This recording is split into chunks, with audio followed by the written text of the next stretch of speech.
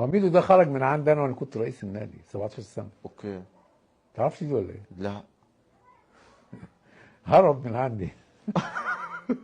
هو كان في سنه اولى في الكليه، دخل اولى في الكليه. اوكي. فابوه جالي مدرب كوره في اليوبلس.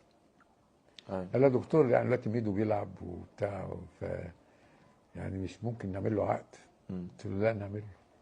كان ساعتها اوتو فوسفور. قلت له في ولد اسمه كذا كذا، هو ولاد رفيقه ساعتها الواد الصغير ده اسمه يعني اخو محمد سعيد.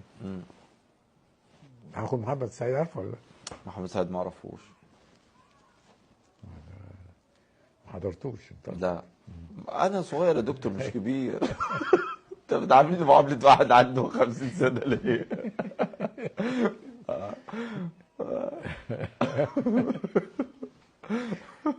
انا لما جامعة فميدو فجالي والده فكلمته قلت فسر يعني، قلت له الواد ده كويس وبتاع، جربه نجربه في فيرست تيم يعني. قال لي لا ممتاز جدا. فبعد كده ابوه قال لي طب ما تعمل له عقد. قلت له حاضر نعمل له عقد. عملنا له عقد.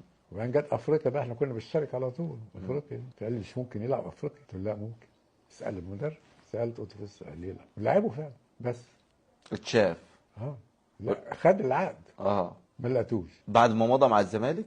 ايوه. عقد احتراف. عقد احتراف. خد العقد ومشي. هرب. على بره. على فين؟ على جيت على بلجيكا. جيت البلجيكا. طبعا انا يعني زعلت جدا. انا فاكر بقى ان هو طالب عندي في الكليه. اوكي. وانا عميد الكليه. اوكي. وعميد جامد. اوكي.